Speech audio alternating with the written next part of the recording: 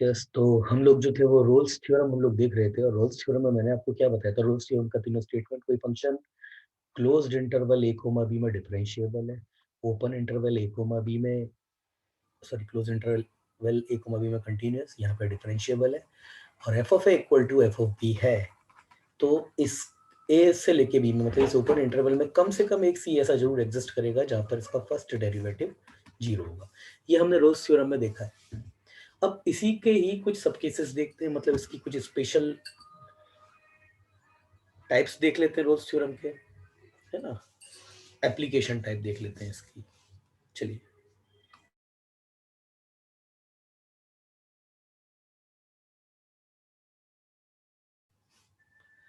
तो इसी के ही कुछ स्पेशल टाइप्स देख लेते हैं हम लोग, क्या क्या होते हैं।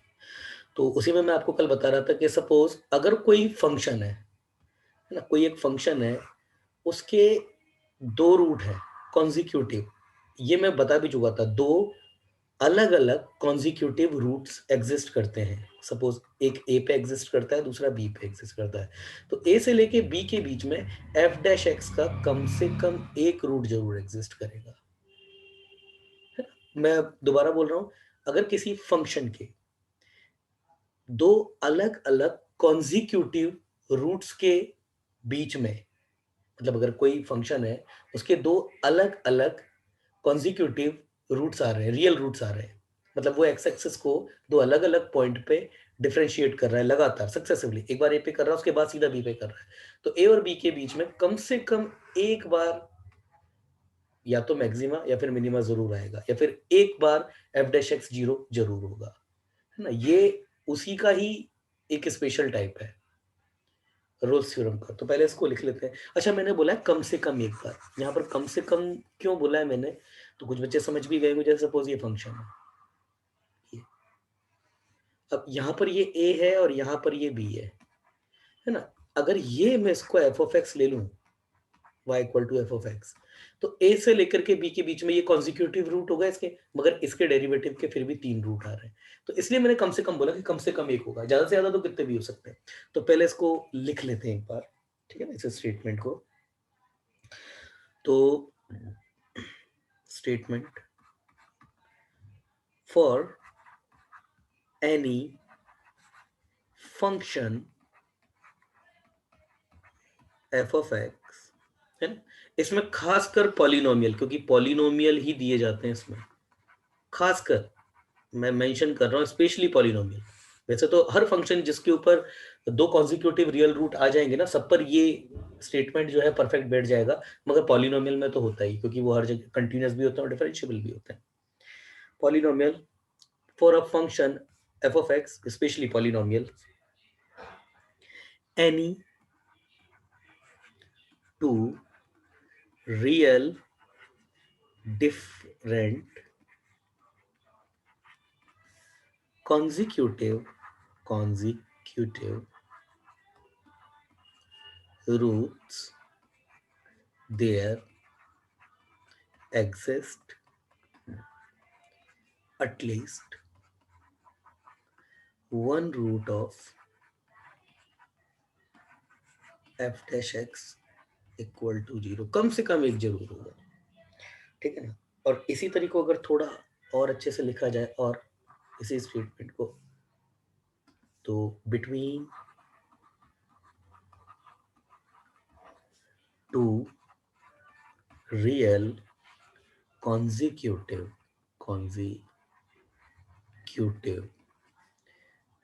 roots of f of x equal to 0, there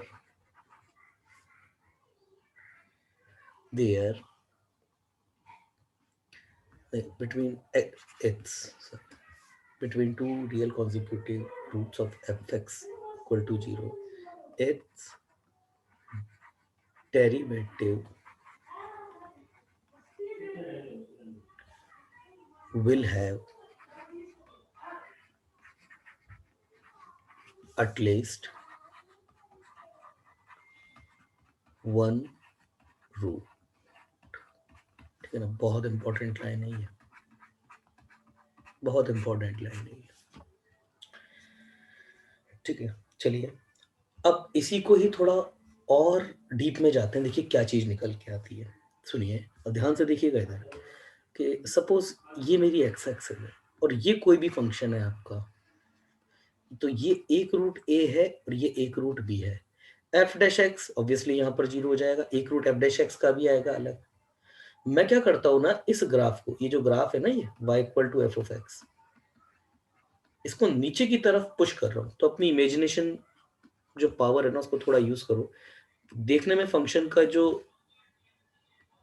change आएगा उसका डायग्राम में वो कुछ ऐसा होगा, थोड़ा और नीचे गया तो ये डोम थोड़ा सा और नीचे हो जाएगा, इसका मतलब ये जो डेप्थ है और कम हो जाएगी। तो कुछ ऐसा ए कहीं यहाँ रह जाएगा, बी कहीं यहाँ रह जाएगा, ये दूसरे पॉइंट आएंगे। तो अगर ए और बी से ही रूट को रिप्रेजेंट करना है तो इस बार ए और बी और पास आ गए।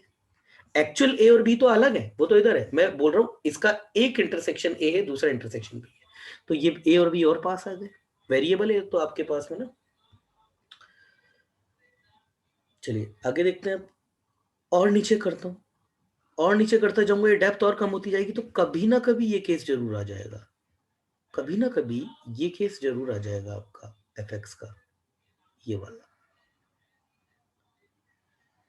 है ना, ये केवल टच होने वाला, ये आपकी एक्स एक्सिस है। इस केस में क्या हुआ, ए भी यहीं पे ही आ गया, बी भी यहीं पे ही आ गया, और जो सी था जहां पर आपका फर्स्ट डेरिवेटिव 0 होना था वो भी यहीं पे ही आ गया। और इस ये जो टाइप है आपका रूट का, मतलब दोनों रूट एक ही जगह पे आ गए, इसको क्या बोलते हैं, रिपीटेशन ऑफ रूट। या फिर इस केस को तो कम से कम हम बोलेंगे repetition of root even time, यही तो बोलते हैं, है ना। अगर किसी को नहीं याद है तो ये बात ध्यान रखिएगा कि रिपीटेशन, इसको रिपीटेशन ऑफ रूट तो बोला जाता है। जैसे अगर कोई बच्चा अगर यहाँ ध्यान दे तो देखने में उसको किसका ग्राफ लग सकता है, एक्स माइनस अल्फा के होल स्क्वायर का। सर जहां पर ये भी टच कर जाएगा वो आपका अल्फा हो जाएगा वो पॉइंट, हाँ बात सही है। अगर ये पॉइंट अल्फा है तो ये ऐसा ही ग्राफ आपका एक्स माइनस अल्फा का स्क्वायर का भी आता था, मगर ऐसा ही ग्राफ आपका x minus alpha raise to the power 4 का भी आ जाएगा, 6 का भी आ जाएगा, इवन कितने भी पावर करते जाइए आता जाएगा। मगर है ना, अगर कोई फंक्शन मेरे पास अल्फा पर इस तरीके का बिहेवियर दिखा रहा है तो उसका मतलब ये है कि अल्फा इसका रिपीटेड रूट तो है मगर वो इवन टाइम रिपीटेड रूट है आपका, है ना। और यही से ही अगर आप देखें ना तो इसी चीज से लिंक करके हम वेवी कर्व थ्योरम को पढ़ते हैं। क्या पढ़ते हैं wavy curve theorem, wavy curve में हम लोग पढ़ते हैं कि सपोज अगर ये इक्वेशन है आपके पास में एक्स माइनस टू का स्क्वायर, एक्स माइनस थ्री की power three, x minus four की power six, x minus five, तो हम क्या पढ़ते थे, ये टू लो, ये थ्री लो, ये फोर लो, ये फाइव, इधर लो सबसे एंड में इधर प्लस, अगर सारे एक्स पॉजिटिव है। अब अगर फोर को क्रॉस कर रहे हैं तो फोर की पावर देखी जाएगी, अगर इवन है तो प्लस से प्लस पे ही आ जाएंगे, यही तो देखते थे हम। सॉरी, अभी फाइव को क्रॉस कर रहे हैं तो फाइव की पावर ऑड है तो प्लस से माइनस आ जाएगा, फोर को क्रॉस कर रहे हैं तो फोर की पावर इवन है तो माइनस ही आ जाएगा। क्यूब, अब इधर थ्री को क्रॉस कर रहे हैं तो थ्री की पावर ऑड है तो फिर से प्लस आ जाएगा, टू को क्रॉस कर रहे हैं तो फिर से प्लस आ जाएगा। तो ग्राफ कैसा बना दिया जाता था, इधर भी प्लस, देखो इधर ये प्लस, ये मतलब जब भी ऑड को क्रॉस इवन को क्रॉस करेंगे तो इधर और इधर साइन सेम ही रहना है, तो जब इधर और इधर साइन सेम रहना है इसका मतलब टच करके दोबारा ऊपर उठना है ना। इधर देखिए ये इधर नीचे आ गया, ध्यान दीजिएगा एक्स माइनस थ्री पे पावर थ्री थी तो ये तो आपका क्रॉस अलाउ कर देता है, मगर ये फोर पे फिर से देखिए आप, ये ऐसा, ये टच कर देगा एक्चुअली, है ना, ये फिर ऐसा और फिर ये ऐसा, ये कुछ ग्राफ आ जाएगा इसका। तो ये ऐसा क्यों होता है, ऐसा ये एक्चुअली आपका होता है कि टू आपका रिपीटेड रूट तो है, इसको देख करके ये भी कंफर्म हो गया। अगर मैं ये हटा दूं यहां से तो यहाँ पर इस ग्राफ की टेंडेंसी को देख के पता पड़ गया कि आपका टू जो है वो इवन टाइम आ रहा है, थ्री ऑड टाइम आ रहा है, फोर इवन टाइम आ रहा है, फाइव ऑड टाइम आ रहा है। इसको देख करके नहीं बता सकते कि आपके एक्चुअली इवन टाइम कितनी बार है, दो बार है या 50 बार है, ये नहीं बता सकते आप। Same for the odd numbers, है ना।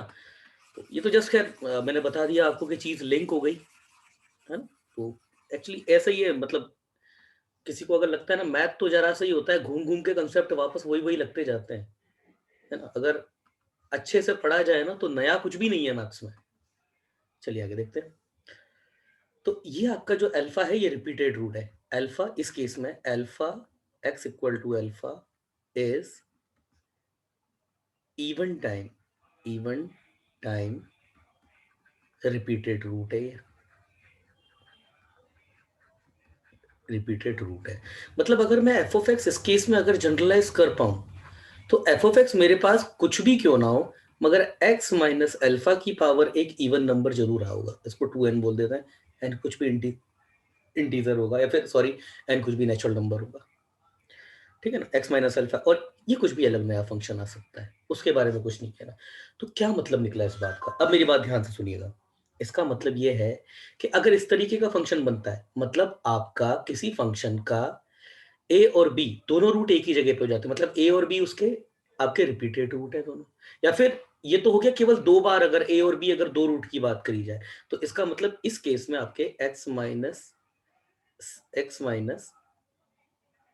ये ए और बी एक ही जगह आ गए। अब या तो इसको ए बोल दो, या फिर इसी को बी बोल दो, इसी को इसी बोल दो। तो मैं ये बोल देता हूँ x minus a square of g x, ये मेरा कोई फंक्शन है इस केस में।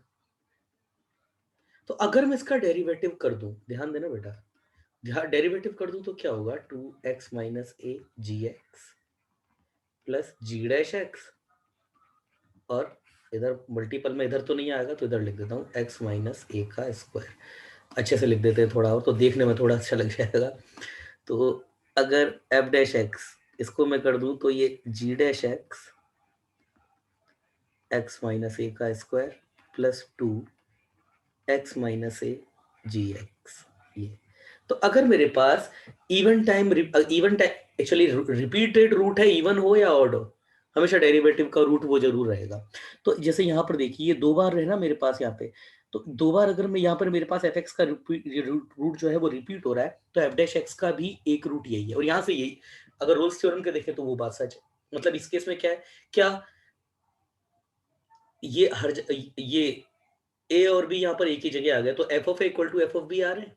तो एफ ऑफ ए और एफ ऑफ बी, हालांकि रिपीटेड रूट के केस में ए और बी एक ही हो गए, तो ए और जब ए दोनों सेम हो जाते, तो इसके बीच में कौन सा नंबर आएगा, सी, जो कि आपके पास इसके फर्स्ट डेरिवेटिव का रूट होना चाहिए। तो इसका मतलब क्या हो गया कि जैसे ए और बी जैसे जैसे पास आते जाएंगे, सी तो अपनी जगह पे ही है, सी जैसे जैसे पास आ जाए, एक टाइम ऐसा हो जाएगा कि सी जो कि डेरिवेटिव का रूट है, वो बी भी इधर ही आ जाएगा, ए भी आ जाएगा। तो मतलब वो केस रोल्स थ्योरम के हिसाब से, जब फंक्शन के दोनों रूट और उसके डेरिवेटिव के दोनों रूट कॉन्जिक्यूट हो जाए, तो वो ये वाला केस बनता है आपका, ये वाला। और यहां से मेरे पास जो बात निकल के आई वो क्या है, कि अगर मेरे पास किसी फंक्शन के दो रिपीटेड रूट है, दो रिपीटेड रूट का मतलब एक बार तो रिपीट, एक बार तो रूट खुद, दूसरी बार उसका रिपीटेशन, मतलब अल्फा दो बार आ रहा है। तीन बार रिपीटेड रूट है, मतलब तीन बार रिपीट का मतलब क्या, एक बार तो अल्फा खुद और दो बार रिपीट हो रहा है, ये चलता है रिपीट में। तो अगर मेरे पास x इक्वल टू एल्फा, मेरे पास रिपीटेड रूट है, रिपीटेड रूट मतलब एक से ज्यादा बार आ रहा है, मतलब कम से कम दो बार आ रहा है, तो एफ डैश एक्स का भी एक रूट अल्फा जरूर होगा।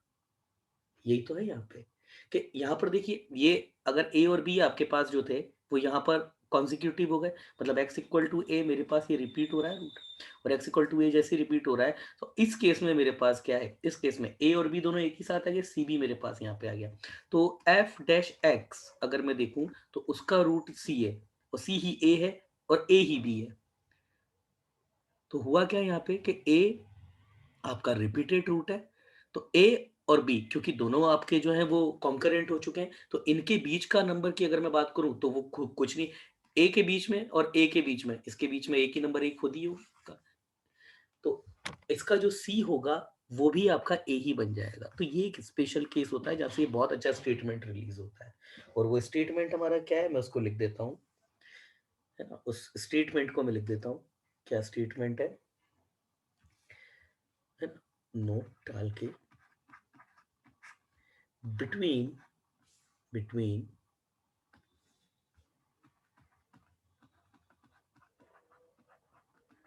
बिटवीन बिटवीन नहीं, if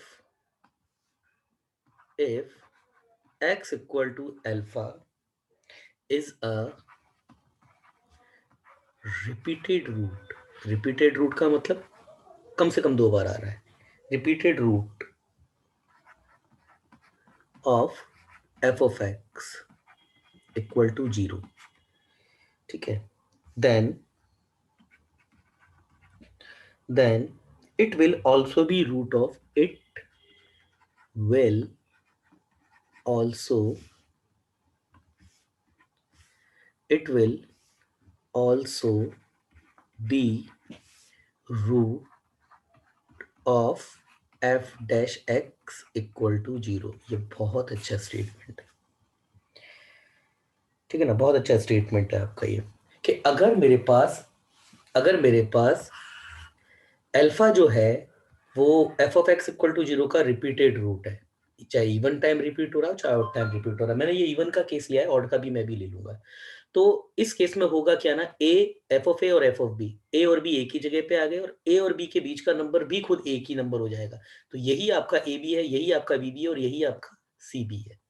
तो अगर मेरे पास एक्स माइनस ए स्क्वायर, ये तो मैं मिनिमम केस ले रहा हूँ रिपीटेड रूट का, अगर ये मेरे पास किसी एफ ऑफ एक्स का रिपीटेड रूट है, अगले चाहे फिर कुछ भी होते रहे यहाँ पे, तो इसके डेरिवेटिव का भी एक रूट एक्स माइनस ए जरूर होगा, बिल्कुल होगा।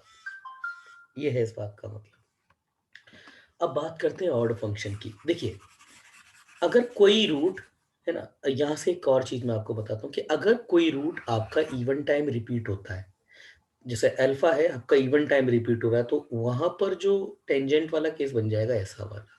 मगर यही रूट अगर आपके पास 3 बार रिपीट हो रहा होता या फिर ऑड ऑड मल्टीपल्स बार, मतलब सॉरी ऑड टाइम रिपीट हो रहा होता, तो यही आपका क्रॉस होकर के निकल जाता, यही आपका क्रॉस करके निकल जाता है यहाँ से, है ना। तो इसका कहने का मतलब जो हुआ वो मेरी आप बात ध्यान से सुनिएगा।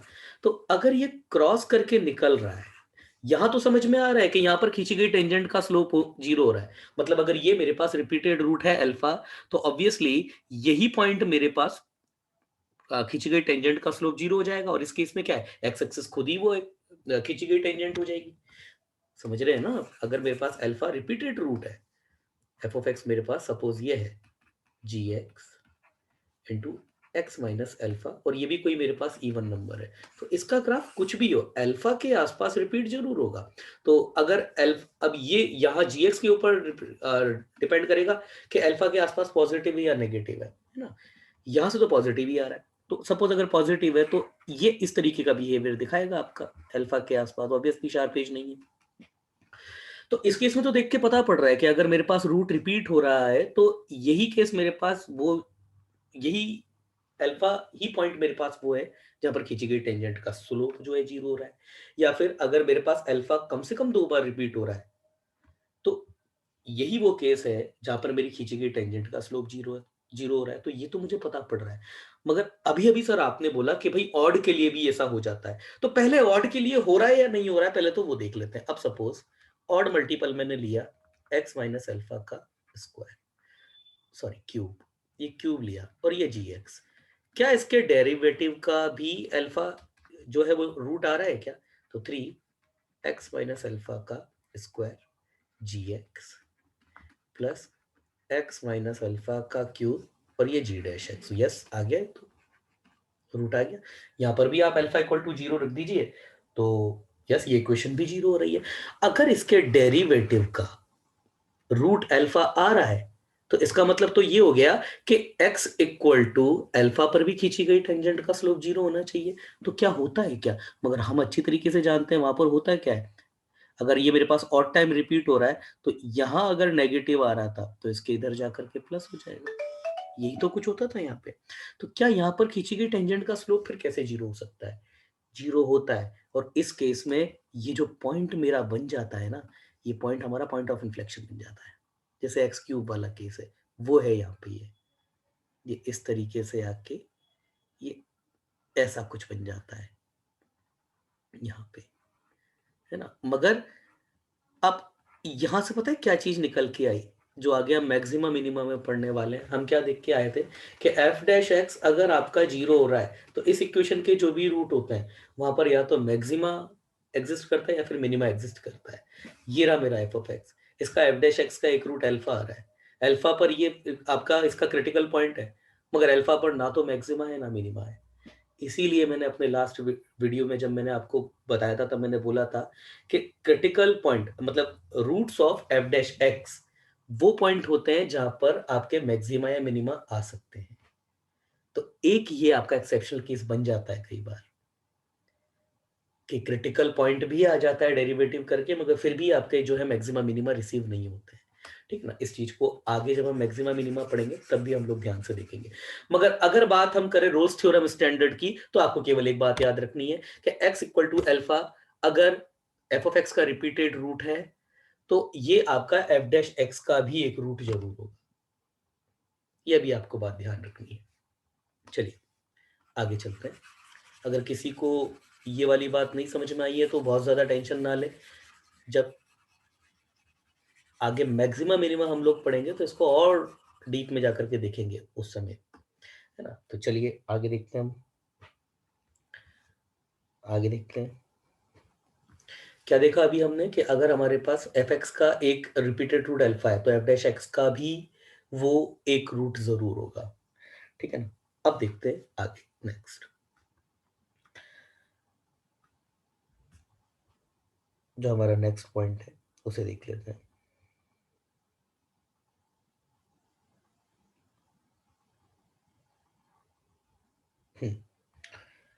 Second point. कैसा सेकंड पॉइंट? ये फर्स्ट था, और ये जो हमने देखा ये नोट था स्पेशली पहले वाले रिजल्ट का ही। ये जो पहला हमारा जो था ना इसी का ही एक्चुअली हम ये हमने देखा और इसी का ही सब केस ये बना था, तो उसको मैंने नोट में लिख दिया है। अब हम सेकंड केस देख रहे हैं। ठीक है ना? चलिए खैर, फर्स्ट केस हमने क्या देखा है पहले तो देख लीजिए कि कोई भी पॉलिनोमियल होता है अगर उसके दो रूट होते हैं कॉन्जिक्यूटिव रियल अलग अलग, तो उसके बीच में एफ डैश एक्स का एक रूट जरूर एग्जिस्ट करता है।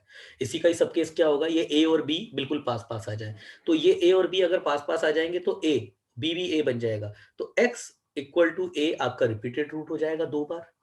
तो दो बार अगर रिपीटेड रूट हो जाता है तो सी भी आपका ए पर ही एग्जिस्ट कर जाता है। उसका मतलब ये हो गया कि अगर एफ एक्स का x इक्वल टू एल्फा अगर रिपीटेड रूट है या फिर x माइनस एल्फा उसका रिपीटेड फैक्टर है, तो एफ डैश एक्स भी आपका उसी फैक्टर पर जीरो हो जाएगा, या फिर x इक्वल टू एल्फा उसके डेरिवेटिव का भी एक रूट होगा।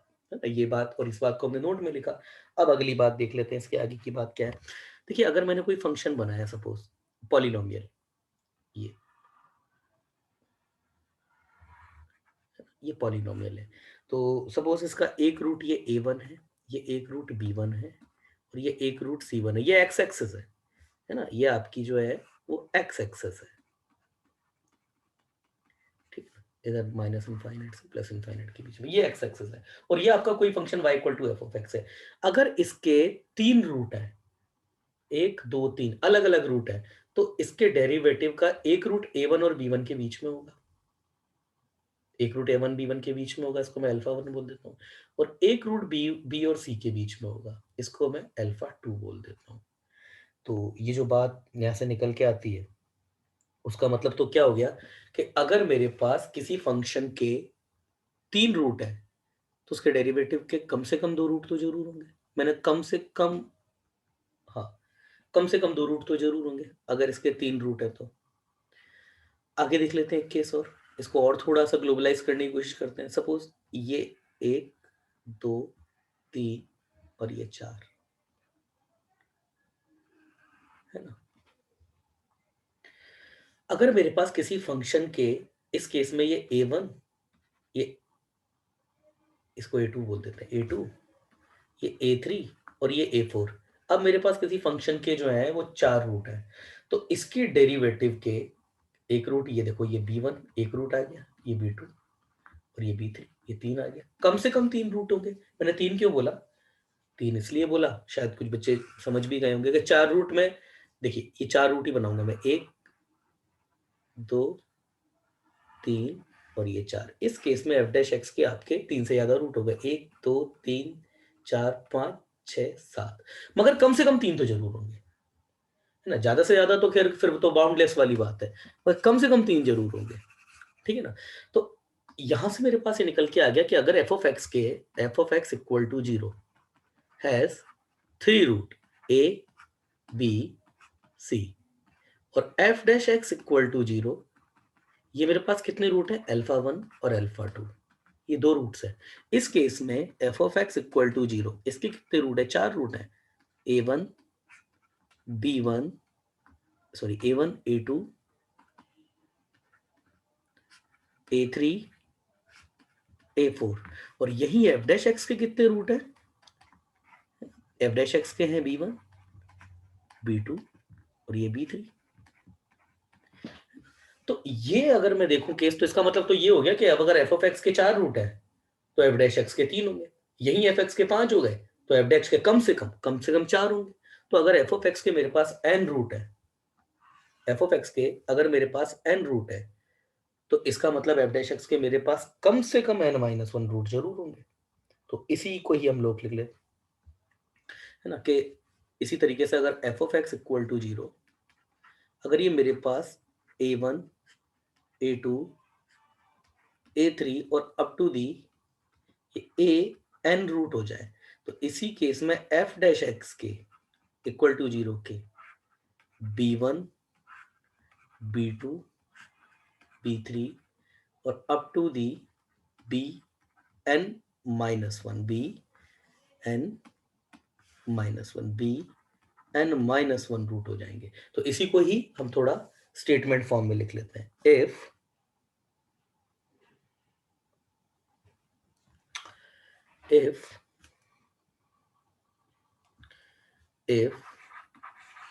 a function y equal to f of x has n real and different roots, f of x equal to, then its derivative f dash x has n minus 1 at least बहुत important, has at least n minus 1 different roots between चलो between को तो खैर अब उतना तो आप भी समझते हो कि हर दो कॉन्जिक्यूटिव रूट के बीच में एक एफ डैश एक्स का रूट आ जाएगा, तो वो तो लिखना जरूरी नहीं है, बस ब्रैकेट में लिख देता हूँ f dash x equal to 0, इतना ही बहुत है बस। ठीक है, उसके आगे तो फिर लिखना आप समझदार हैं ही सही, है ना। चलिए अब इसी स्टेटमेंट को थोड़ा सा, ये थर्ड स्टेटमेंट हो गया आपका, इसी स्टेटमेंट को थोड़ा सा उल्टा उल्टा करके देखते हैं। सपोज अगर एफ डैश एक्स है इक्वल टू 0, इसके एन रूट है अब, या फिर चलो एन नहीं, इसके दो रूट लेते हैं, एफ डैश एक्स के दो रूट लेते हैं। तो सपोज एफ डैश एक्स के आपके पास एक रूट अल्फा 1 है और एक रूट अल्फा 2 है, तो क्या इसके इंटीग्रल के 3 रूट होंगे क्या? इसके इंटीग्रल के क्या भाई, यहां से तो दिख रहा है ना होने चाहिए, तो क्या इधर से होने चाहिए क्या? चलो देख लेते हैं एक बार भाई, होने तो चाहिए a1 a2 a3। यहां बात डेरिवेटिव के कर रहे थे, अब बात इंटीग्रल की कर रहे हैं। तो डायग्रामिकली देख लेते हैं कि सपोज अगर कोई फंक्शन है मेरे पास, ये बेटा इसके एक और ये दो रूट है ना, ये दो रूट है। तो अगर इस केस में देखा जाए, अगर मैं इसको बोलता हूं कि ये y equal to f dash x है, तो इसका एक रूट तो ये तो हो गया अल्फा 1 और ये रूट हो गया इसका अल्फा 2। तो क्या एफ ऑफ एक्स के हमेशा 3 रूट होंगे क्या? हमेशा तो नहीं है। क्यों नहीं है? अगर एक्स एक्सिस यहां आ जाती है, अगर ये एक्स एक्सिस हो जाती है तो आपका एक रूट है। सिमिलरली अगर ये एक्स एक्सिस हो जाती है तो आपके तब भी एक रूट है। ये एक्स एक्सिस हो गई, ये वाली एक्स एक्सिस, तो उस केस में क्या होगा आपका? उस केस में आपके कितने रूट होंगे? दो रूट। ये फालतू बात है, क्यूबिक इक्वेशन के दो रूट कभी नहीं होते। मतलब इस केस में क्या होगा आपका? यस, होंगे तो 3 रूट, मगर दो रूट रिपीटेड और एक रूट रियल। और इस वाले केस में, इस केस को मैं x3 बोल देता हूं, है ना। ये वाला जो केस अगर हम बनाए, ये वाला, इस इधर नीचे से टच करने वाला।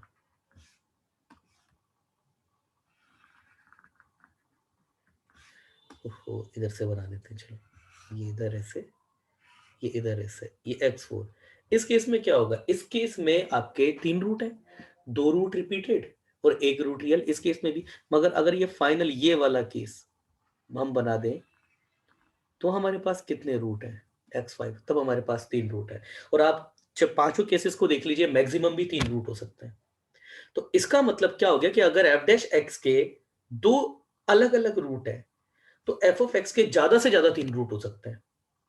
देखा ना अभी आपने, एक भी हो सकता था, 2 भी हो सकते हैं, मगर ज्यादा से ज्यादा 3 ही हो सकते हैं, 2 तो नहीं हो सकते। यहां पर क्यूबिक वाला मामला फंस गया है। मगर यस, अगर यही अगर आपका इवन पावर्ड फंक्शन होता तो यस 2 थे, 2 भी हो जाते। तो यहाँ 2 नहीं हो सकते क्योंकि क्यूबिक वाला, क्यूबिक इक्वेशन के 2 रूट होते नहीं है, 3 ही रूट होते हैं। वो जो 2 रूट, हाँ अलग अलग 2 रूट जरूर बोल सकते हो आप, है ना, अलग अलग 2 रूट और 1 रूट रिपीटेड। खैर, कुल मिलाकर के बात ये है कि 3 से ज्यादा रूट नहीं हो सकते। तो इस स्टेटमेंट को भी हम जनरलाइज कर लेते हैं। तो क्या हो जाएगा ये स्टेटमेंट आपका, चौथा statement, if f of x equal to 0 has an real and distinct roots,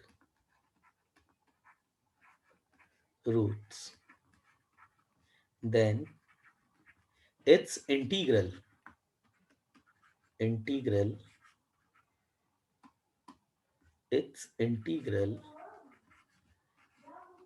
f of x, ये जैसे डिफरेंस